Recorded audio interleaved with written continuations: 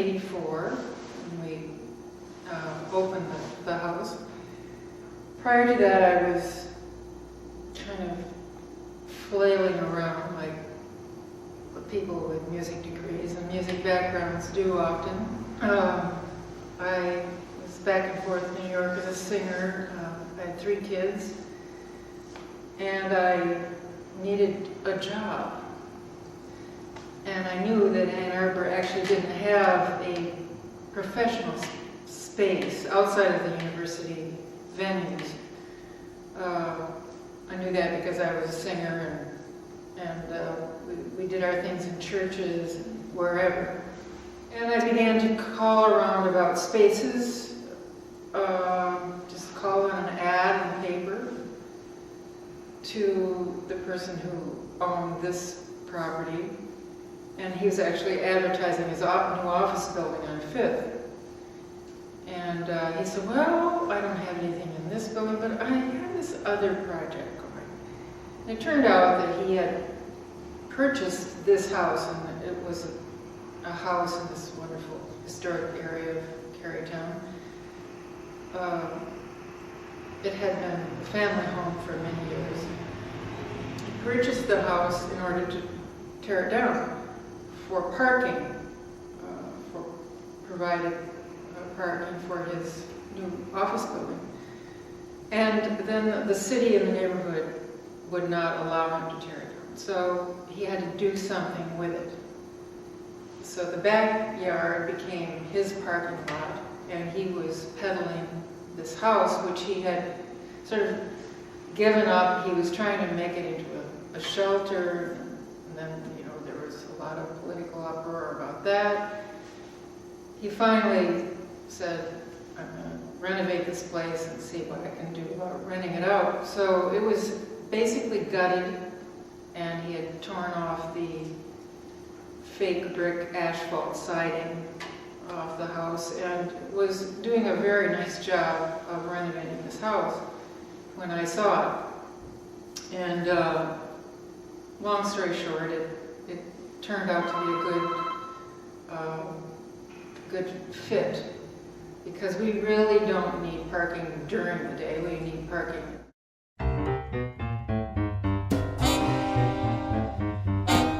When I first started the house, I thought mainly classical music, chamber music, new music,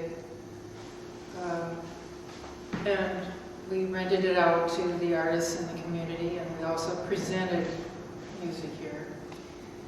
But then it was clear that there were a lot of other areas we could go into. And one day, I got a call from an agent in Canada. This wonderful Canadian pianist, jazz pianist, Oliver Jones, was coming through, and he heard about the space, and why don't we do something? So this was our first jazz concert. It was a big success, and then a whole other audience came, and then some people in the audience started saying, well, now you should get Ray Bragg, Tommy Flanagan, so that began a really nice jazz series. And we were able actually to afford major jazz people because we knew we could fill the house twice probably, and their fee wasn't outrageous, but higher than we could afford otherwise for the usual classical concert. And then in the early 90s, there was this movement of, well, let's get some of these avant-garde, so-called jazz people coming through that were part of the downtown New York scene. The Knitting Factory, and Tonic, and all that. And so they began to call, and a young man in town, Dave Lynch, was very interested in this music, as was my husband at the time. No, he's still my husband. He was interested at that time. So that grew, and then we decided also that if you call something a festival, people will come. So we started the Edge Fest. It was one day first, a really full day of the great people from around the country and the world, actually. And that grew, and now it is in its 12th year. The community is first here. I guess I can't emphasize that too much.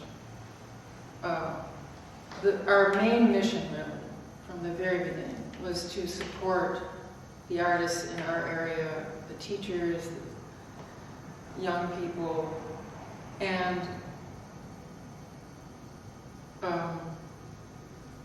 when, any given weekend, or in April, for instance, our calendar is jammed full of students from U of M giving their degree recitals here, to the piano teachers in the area, back-to-back recitals of kids and their parents coming in, to a local ensemble wanting to put on their series here. And when we do Edgefest, and this has been a tradition, we always add to our roster the musicians in our area who are many and extremely good, and as good as they come. We always book them, and also emerging people in that field, intimate. And the intimacy is our niche, sort of. It's a way to experience the music in a very physical and emotional